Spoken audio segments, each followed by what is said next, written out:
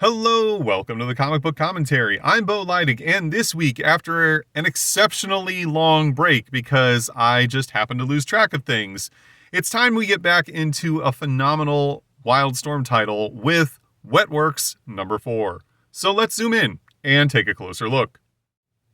First published in November of 1994, we get a phenomenal looking cover of Dane facing off against one of the Night Tribe vampires. Artistically, I think this looks wonderful. I have no notes. I know normally I would be kind of a stickler about the no background existing on this one, but to be honest, there's so much going on in the foreground and middle ground that it's really not necessary.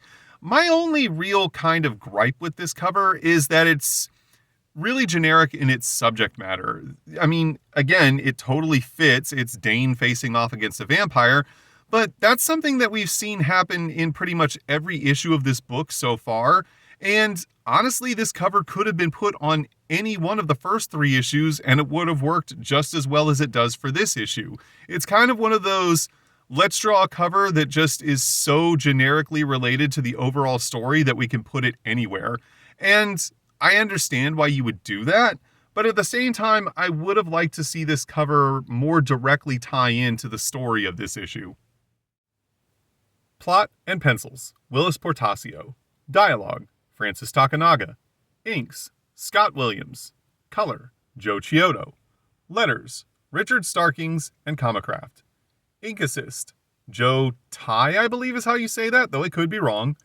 Computer coloring and production, Digital Chameleon and Wildstorm Effects. Editor, Drew Bittner. Assistant editor, Sarah Becker. Editor-in-chief, Bill Kaplan. The story picks up back in San Francisco in Waring's base, which is underneath the Golden Gate Bridge. Now, obviously, this base is a secret. However, it doesn't seem to be hidden really all that well if you look underneath. This seems to be kind of built directly into the rock that the Golden Gate Bridge is anchored to and is just kind of open. Now, granted, there aren't going to be tons of people hanging out underneath the Golden Gate Bridge. However, San Francisco does have a sizable homeless population, and it seems to me that at some point, some homeless people might have wandered down here and just asked themselves, hey, what the hell is this secret base all about? Granted, I understand, San Francisco's homeless population back in the 90s was not nearly as big as it is today, but they were still there, and it seems to me that they probably at some point would have gone under this bridge and discovered this quote-unquote secret hideout.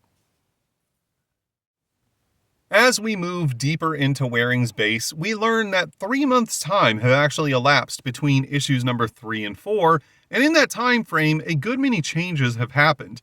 Notably, the fact that the symbiotes have been slowly adapting and customizing themselves to each individual host. In some cases, this has been good, but in one particular case, it's been bad. This case being that of Mendoza, who we see lying in this large steel vat on the floor.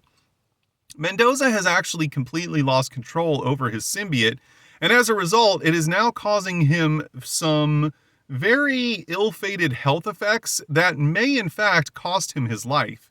He's being coached by Grail, who is trying to teach him how to wrangle in his symbiote and use it to his advantage.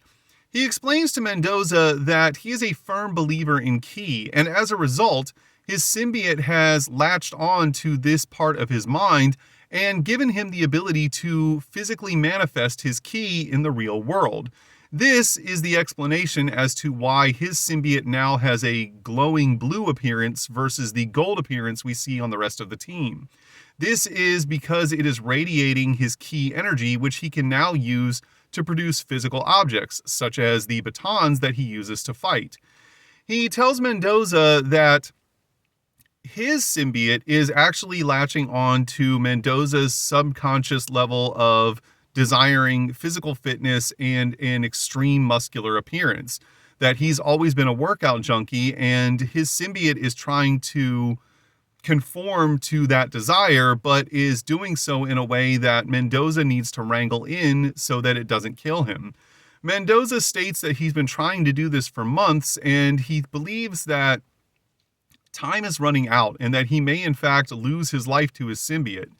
However, Grail tries to keep him positive as he shows him his own abilities. At this point, Mendoza's not really ready to play along anymore, and he's like, big deal, your arm is glowing blue. But Grail explains that the blue appearance of his exterior is a result of the symbiote trying to manifest his ki, which he then does by creating a small blue orb that hovers in his hand. We then get our first good look at Dozer and finally see that his muscles have indeed grown to a monstrous proportion, bordering on a similarity to that of Maul from Wildcats. However, unlike Maul, Dozer is 100% human, which means his skeletal structure is completely incapable of supporting such mass. And if he were to leave the tank that he is currently submerged in, he would quickly suffocate under the weight of all of his muscles. He then begins to fall into despair as he tells Grail, "Look at me, do I look like I'm ever going to be normal again?" However, Grail refuses to allow Dozer to feel sorry for himself and simply says, "Not with that attitude." Dozer then asks Grail, "How could the symbiote possibly think I would want this? Who would ever want to be like this?" Grail then goes on to tell Dozer that while he doesn't fully understand the way the symbiotes work, he refuses to allow the symbiote to control him and take over his life, and that he's not going to allow Dozer to sit back and have the symbiote take over his life either, and once again tells him to concentrate. This entire interaction is being witnessed by none other than Mother One and Dane as they try to formulate a plan. Mother One tells Dane that while most of the team is taking very well to their symbiotes, Dozer seems to be the one exception, and this is where Dane's concern really lies. He tells Mother that he doesn't want to lose another team member, as he feels very responsible for having already lost Flat Top and Crossbones, and that he promised everyone that he was going to get them out of all of these situations, and he's already failed 2 of them. However, he does realize that the ultimate blame does indeed lie with Kraven, as Kraven was the one who sent them on the mission that caused them to gain the symbiotes in the first place, and he did so knowing that this mission was likely a trap, and that he fully intends to make Kraven pay for that. However, Mother reminds Dane that doing this is going to be a lot harder than he's making it sound, but Dane remains steadfast as he says Kraven's a dead man, he just doesn't know it yet. Also, I really like the idea that these shirts that they've been given by wearing have the Team 7 type of logo on here, even though they're technically not really part of IO anymore and are working on their own volition at this point. They still want to remain as a Team 7 type of superhero group, as it were, and are not letting their roots fall behind them. Dane then begins to get lost in his own thoughts, as he thinks to himself that even if he does manage to kill Kraven, this will not undo the changes that have befallen him and his team, and that these changes now threaten to undo his team, as many of the team members are quite uneasy with the changes that Grail has undergone. However, Dane is less concerned about Grail and much more concerned about Dozer, as he also realizes that Dozer's muscle mass has grown completely out of control, and that if nothing changes, he'll be crushed under his own weight. However, he's quite surprised when he hears Mother One out loud finish the sentence that he was thinking, and then tell him that she's calculated that Dozer will be crushed by year's end if nothing changes. He then accuses her of purposely scanning his thoughts. However, Mother tells him that it wasn't something that she was technically doing, it's more so just that the symbiotes have a natural telepathic link. However, Dane doesn't seem to be buying it, as he grows very angry as we see the symbiote climbing up out of his shirt and surrounding his face. He then yells at Mother One and tells her that unless they're on a mission, she is to stay out of his head, as we see Mother grab her own forehead and moan in discomfort. He then states that he refuses to lose any more of his team members, and that he won't allow anyone to die on his watch, including Dozer. However, at this point, Waring comes over the loudspeaker and orders everyone to the war room for a briefing. Dane asks Mother what Waring's talking about and what's wrong with her, and she says she isn't sure on both counts, and that perhaps she just had a sudden onset headache. Dane then calls down to Grail and tells him he heard Waring's page and to get to the war room immediately. Grail says that he will do so, but then tells Dozer to keep working at it. Dozer says that he will, but he then also tells Grail that once he does get out of this vat, he's going to kick his butt. This puts a smile on Grail's face as he tells him he wouldn't have it any other way. He then takes the ball of key energy that is created and drops it onto Dozer's chest. Dozer asks what he's doing as the ball begins to sink into his chest, and Grail explains that he's going to leave that with Dozer and that once he's out of the vat, he'll take it back. We then see Dozer start to slip into a state of unconsciousness as he simply says, "Grail, please," and Grail responds by saying something to him in Filipino, which he then translates to English as it reads, hold on just a second, "May God take care of you, Sergeant," as we know for a fact that Grail is in fact ethnically Filipino. Now, it's not been specifically stated whether or not he was born and raised in the Philippines or if he is just the descendant of Filipino immigrants, but he is quite fluent in the language and also seemingly engrossed in the culture. We then get a few bits of thought bubble from Grail, as Grail remembers a time when he was a child and very small and bullied consistently during his school years. He thinks back to the fact that at that time he would have killed for even half of Dozer's mass, as it would have allowed him to stand up for himself. But he then remembers that he did finally stand up for himself when he got into martial arts. And it's only through the training and discipline that he learned through his martial arts that he was able to wrangle in the symbiote and make it serve him instead of winding up in a position very similar to Dozer's, which is why he's so concerned about trying to help out his friend. Also, I'd like to point out a few interesting things here. Number one, we see that Mother One seems to be very uncomfortable and almost in pain when Dane yells at her. And we have to wonder if this has anything to do with Dane being Gen active. This could, in fact, explain that his Gen active power set may be enhanced by the symbiote, which is giving him the ability to actually cause mental harm to Mother One when she scans him without his permission. It's not certain if this is the case, but it is very possible. Now, if you're wondering what I'm talking about, Dane was part of the original Team 7 that went through Project Genesis, along with some other major Wildstorm characters such as Backlash and Grifter and Deathblow and Lynch. And if you'd like to know more about all of that, you can find out that story and, get more on their backgrounds and origin in my Team 7 playlist. Also, we notice this apparatus coming out of Dozer's mouth. Now, it seems kind of weird, as obviously he may need some assistance breathing, and this would explain this being a breathing tube, but there's also a lot of other wires going down his throat.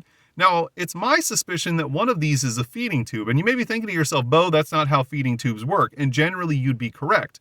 However, given that he is completely surrounded by his symbiote, this would imply that there's no way for the doctors to pierce his stomach to insert a feeding tube like they would on a regular person, and that this might in fact be their only option for keeping him alive. We are then teleported to the war room where we see the team preparing for the upcoming mission. Claymore notes that his symbiote seems to be bonding itself to all of the weapon systems being brought to it of its own volition without his conscious thought, which he finds astounding. At this point, Waring informs the team of why they've been brought here. His team has intercepted some secret transmissions sent through the Night Tribe channels and had discovered that the vampire prince, Draken, is coming out of hiding to have a secret meeting. Waring then goes on to tell them that this is their best shot to finally get their hands on Draken, as he notes that while Draken is doing his best to try and incite a war between the Night Tribes and humanity, he needs all of the Night Tribes on board to do it, and believes that this meeting is with another Night Tribe leader that he's trying to recruit to this cause, and then tells the team that this cannot be allowed to happen. Dane immediately agrees with Waring's point, but also reminds him of the agreement that the two of them have. Dane will bring Waring Draken, and Waring will then deliver Craven to Dane. Waring explains to Dane that he always keeps his promises and that he has faith in Dane's team, but more so he has faith directly in Dane. And then he tells Dane that this is the first time they've had this good of an opportunity to get their hands on Draken, and they can't squander it, which is why he wants Dane to personally be the one that takes Draken out. However, Pilgrim interrupts and then tells Waring that Colonel Dane doesn't do requests. However, Dane responds by telling Waring that if this is what it takes to end the war, then so be it. He then tells the rest of the team with Mendoza out of commission they're all on perimeter and that no one gets in or out. We then see Grail think to himself, "Don't worry, Dozer, I've got you covered, buddy. I'll take care of everything for you and me both." We then hear Waring tell everyone that Mother One has an address to make to the team before they leave. Mother then goes on to explain to the team that she can use her cybernetic implants to gain access to all of the area's local SATCOM data. She can then use the telepathic link established by the symbiotes to beam that data directly into the minds of all of the team members. However, this will only work if each individual team member allows her to access their minds, as she cannot forcefully insert this information into their brains. Unfortunately, one team member in particular, that being Jester, is none too pleased with this, and she can sense his hostilities towards her. She tells Jester that his thought process is unproductive and that she cannot help him unless he allows her to do so. However, Jester remains defiant as he states, "You mean the way that you helped Crossbones and Flat Top?" He then asks Dane why exactly Mother is even part of the team, as she doesn't seem to ever do anything. However, Pilgrim then interjects and tells Jester to listen to her, as she knows exactly what she's talking about. Mother thanks Pilgrim for the defense and then tells Jester that if he believes that he can do her job better, then perhaps he should sense the world in the same manner that she does. She then allows all of her thoughts to start seeping into Jester's brain, which quickly overloads his mind as he simply states, "I can't think straight," as he grabs his head in pain. At this point, Dane steps in and tells Mother to can it immediately. She agrees to do so, and Dane tells her that she is never to do something like that with one of his team members ever again. He then tells everyone that they've got too many problems to deal with besides this constant bickering, and that he wants it to stop. He then tells everyone that this is probably their best chance to take out Draken, assuming he's there, and that they're going to take it no matter what. He then tells everyone to finish their final check on their gear and prepare to reach the mission objective. We're then teleported to IO headquarters, where we find ourselves bearing witness to a conversation happening between Craven and Santini, the leader of the Black Razors. Santini asks Craven if he wants him to mobilize the Black Razors, but Craven tells him no, as he doesn't want to risk losing any more of their ranks. He then tells him that he's not exactly sure what interest the Demonites have in an abandoned lab, but he's pretty certain that it doesn't really matter, as he knows that curiosity will ultimately kill the cat, and that they hate the Demonites just as much as we do. Santini then asks Craven how exactly he can be certain that they will show up to this abandoned lab and engage with the Demonites, but Craven tells him not to worry, as he has his methods of persuasion. Santini then tells Craven that he's going to have a Black Razor assault team ready to go if need be, and then signs off. At this point, Craven says, "Yes, you're all puppets on my string," as we don't exactly learn who this mysterious "we" are. We're then teleported to the mission objective battlefield, where we see that everything is going according to plan with the Wetworks team. Pilgrim was dropped off first to take point and provide recon, and Mother One has taken position at the northernmost point on the map in terms of its relation to the mission objective. She then is rather tentative as she realizes this is the first time that the telepathic link ability between the symbiotes will ever be used under an actual combat situation, and believes that it will provide very important data barring any unforeseen death. She then begins to broadcast all of the satellite data that she's taking in to the team's minds directly as the mission begins to get underway. We then get a look at Pilgrim, who is posted up hundreds of yards away from a building that is presumed to be housing the vampire leader Draken. She is then beamed direct information from the satellite via the telepathic link through Mother 1 to give her the heat signatures from within the building that she can see now with her own eyes.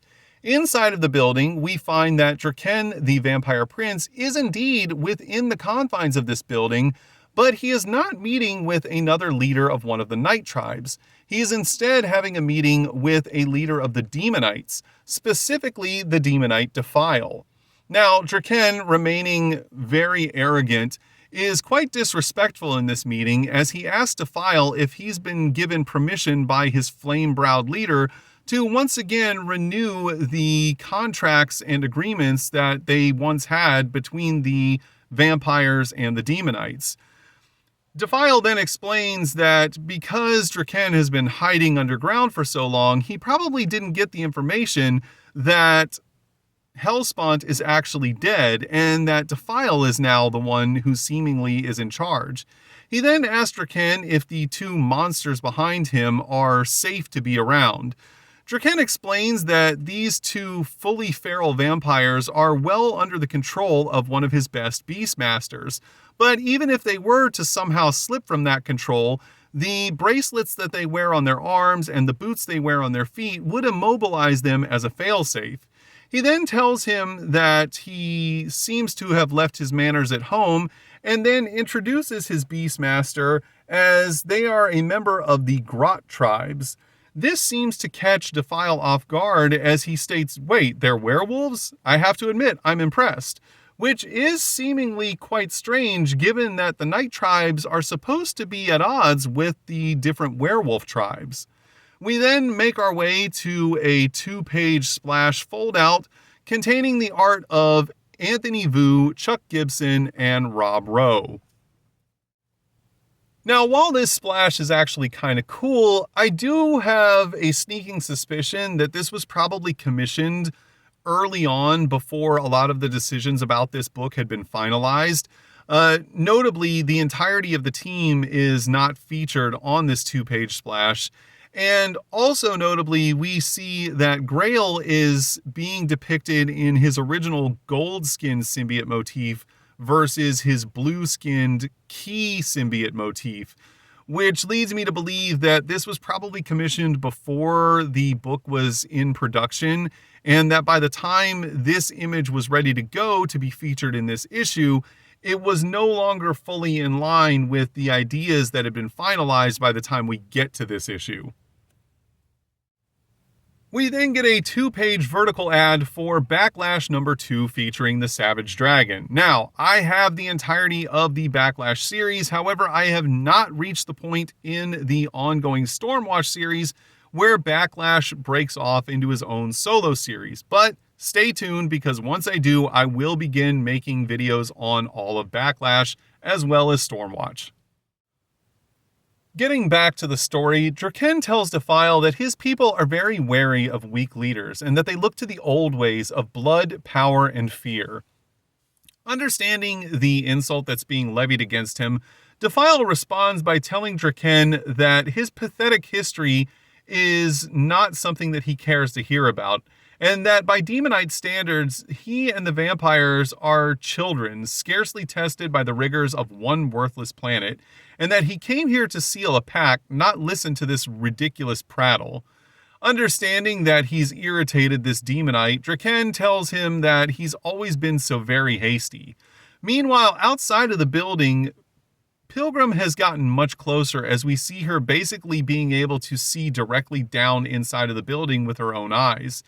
She states that she confirms Draken being in there, but that he's having a meeting with someone she doesn't recognize.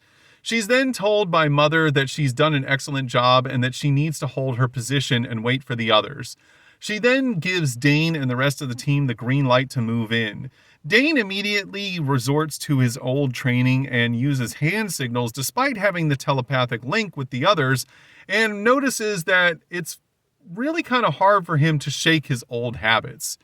Back inside, Draken tells Defile that the agreement is for a legion of his weak cousin's royal guard in exchange for influence with the demonites.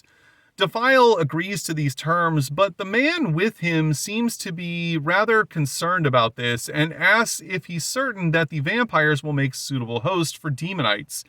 Defile, however, immediately commands his subordinate to shut his mouth and speak only when spoken to. Draken then says that Defile has a horrible temper, but nevertheless, the teams are agreed upon and the pact is sealed. Defile agrees to this and says things are done when suddenly we see Dane as he shouts kickoff as the Wetworks team inserts themselves into the meeting at hand. Caught off guard, the vampires immediately begin to fall to a hailstorm of bullets as we see Claymore having a conversation with someone who's not in the room. This confuses Jester as he asks Claymore what's going on, and Claymore explains to him that he's being given data directly into his eyes via Mother 1 and the satellite link-up. He exclaims then that he can even see people who are on the roof and that this is completely amazing. Meanwhile, one of the Beastmasters yells out, "What demonite treachery is this?" Defile explains that this has nothing to do with the demonites and he has no idea what's happening as he commands his subordinate to get the two of them out of here to safety. As the battle continues to get out of hand for the vampires, the Beastmaster commands the beasts to find whoever's responsible for this ambush and bring him their heads. However, before this order can be realized, he finds himself struck with a familiar blue light across the chin as both he and one of his compatriots are easily taken out by a series of precise blows. These blows, of course, come from none other than Grail, who tells Dane to go after Draken. Dane immediately makes his way towards the vampire prince, but is surrounded by the royal guard. They know that they can overwhelm the symbiote if they all attack together and decide to rush Dane. However, before this can happen, they're all taken out by well-placed shots, which allow Dane to move through them unobstructed. As he approaches Draken calls out for help, exclaiming, "Where are my royal guards?" Of course, all of the guards are being taken out by none other than Pilgrim. From her elevated position, she's being fed all of the data for all of the positions of the vampires around Dane and is using that data to take them out. She then tells Mother to keep feeding her all of this information and tells Dane that she's always watching his back. She then tells him that it's a turkey shoot and that once Grail killed the two Beastmasters, this immediately activated the fail-safes on the bindings of the feral vampires, which has now rendered them completely motionless. As Dane continues to approach Draken, he overhears Pilgrim suddenly get cut off mid-sentence and wonders exactly what's happening. However, he also knows that he can't squander this opportunity and must take out Draken immediately. Draken continues to call out for his guards as he's no match for Dane, and Dane grabs him, bringing his knife up to Draken's throat. He tells him that it's over and that the world will belong to the humans. Draken still tries to remain defiant as he tells Dane that the human beings are nothing more than food to the vampires and that they don't deserve to rule over this world. However, Dane thinks to himself as he's about to slide the knife across Draken's throat that this is the final moment in this battle and that this is for Crossbones and Flat Top. Meanwhile, outside of the building, we find Mother 1 is rather confused as she has lost all contact with the team and is quite surprised that she no longer has this telepathic link with them. She does, however, still have a link to the satellites that are monitoring the surrounding area and notices some abnormal readings from an unknown source that are showing a strange and unfamiliar power source. As we turn the page, we find out that this unfamiliar power source is coming from none other than Void as she beams the entire WildC.A.T.S team directly into the fray of battle. The team is here in response to the fact that Defile, the demonite leader, was here and they were coming to intercept him. This, of course, plays back into the conversation we saw between Santini and Craven, and we realize that this was part of Craven's plan all along. He was purposely trying to bait the WildC.A.T.S team out from hiding and into direct confrontation with the demonites, hoping that the two forces would somehow neutralize one another. Dane is shocked at what he sees and doesn't know exactly how to respond, but he does know for certain that this has Craven's name written all over it as we reach the end of the story.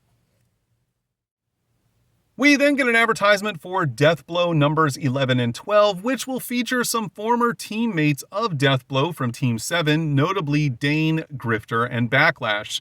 I have not reached these issues in my Deathblow series, but stay tuned because I will get there eventually, and you can check out all of the episodes I've done so far on Deathblow in my Deathblow playlist.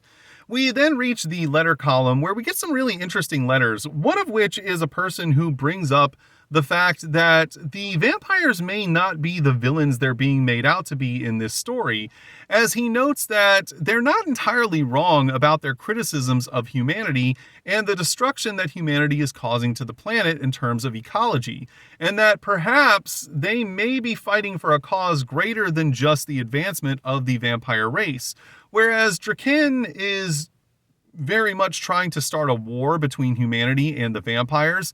His cousin, the Blood Queen, seems more than content to live harmoniously with human beings, which is kind of odd given the fact that vampires feed on human beings, though I guess in this lore it is possible that the vampires can sustain themselves on other forms of blood, perhaps animal blood of some kind, and therefore wouldn't necessarily have to directly feed on humans, as it were, which it does bring up some really interesting story points, not only between the vampires and the humans, but the vampires and the vampires themselves. And we also haven't seen exactly how the werewolf tribes play into all of this, which is something that in the response that's given, they're told to stay tuned because this eventually will happen. Another one of the letters had some very interesting questions, one of which being whether or not the symbiotes could be removed from their host. And while a direct answer is not given to that question, it is implied that we are going to find the answer to that question in a later issue. Another one of the questions posed in that letter was how much of Mother 1 is cybernetic and how much of her is still biological.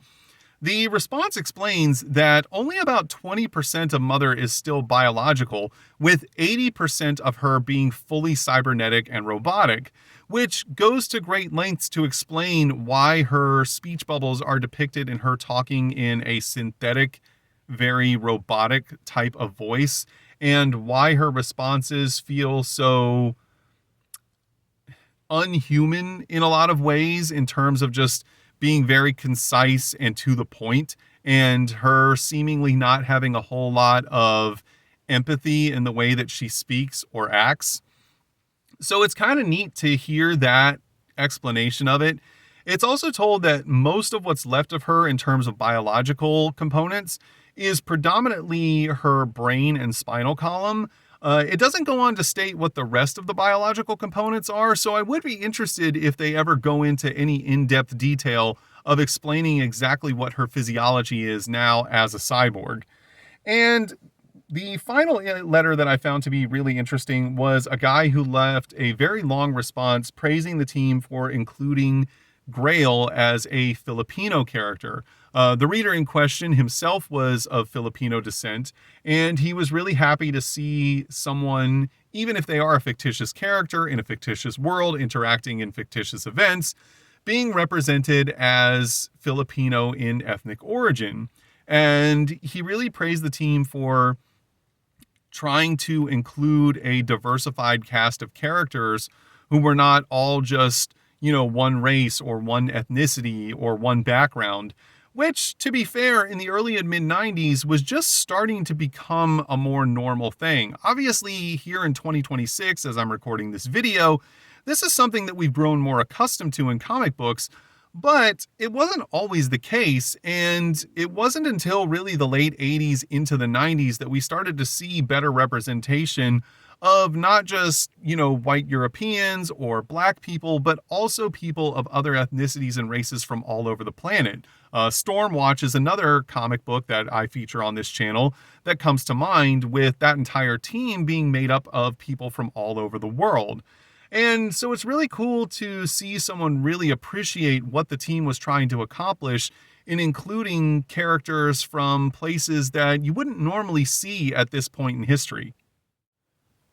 We then get an advertisement for the Warblade Endangered Species miniseries, and honestly, I'm not 100% certain that I have this miniseries. I'm gonna have to dig through my collection to make sure I do, because at some point, I'm gonna need to make videos on it. And on the reverse inside cover, we get an advertisement for Boogerman, a pick and flick adventure. For those of you who have never played Boogerman on either the Super Nintendo or Genesis, which I believe it was on both consoles, I mean, you don't really need to. It's funny for about 15 to 20 minutes, but honestly, the gameplay is not that great. And once you've played it for a half hour, you've kind of seen everything the game has to offer, in my opinion. But if you're really interested, feel free to find it online somewhere and play it by whatever means may or may not be totally legal you wish to, and experience it for yourself. You might have a different opinion about this game. And that was Wetworks number 4. And I'm slightly torn on this book. Overall, I think the story was really good. I really like the idea of the symbiotes posing a potential threat to their host, as we see with Mendoza, and each individual having to figure out how to control the symbiote and prevent it from taking them over. I also like the whole premise of their constantly discovering new abilities, whether they be individual abilities like we see with Grail, or team abilities like we see with the telepathic link that they all share, that they can use to transmit both audio and visual information to one another over distance. And even the idea that Mother can use the satellite uplink that she has with her cybernetics to real time give data from said satellites to all of the team members that they can use on the battlefield. That's a really cool touch. And I feel like that makes this book very unique in its presentation, and also gives it a real flair and legitimacy in terms of the military context that all of the characters are supposed to be coming from. The only real issue I have is with the Wildcats tie-in that seemingly happens for no reason at the end. I understand that Wildcats would have been the most popular of all of the Wildstorm titles at this time, so it seems logical that you would try to use that to help boost the sales of this title as well. But it also seems like kind of tacked on. Now, when we get to the next issue, perhaps that will change in the way that the story is presented. But to me, it just seems like the idea of having the Night Tribes trying to create a pact with the Demonites, and then the Wildcats getting involved with that, and then Kraven, of course, pulling the strings on all of it, just seems like a lot to all try and combine into one story, especially when Wetworks at this point is only 4 issues in.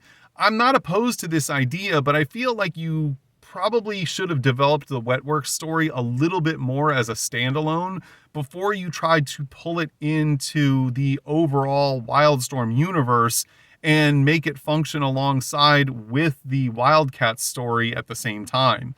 But then again, these are just my opinions. You may have no problem with all of that and want to see the Wetworks team get more involved with the rest of the Wildstorm universe. And you may not like the whole premise of each one of the symbiotes kind of being catered to the wearer, and each one of the individual team members getting unique abilities based on their own subconscious mind and the symbiotes that they're bonded with. And if that's the case, it's okay, because everyone's entitled to their own opinions. If you enjoyed today's video, please feel free to like, comment, and subscribe. And thanks for stopping by. Have a great day.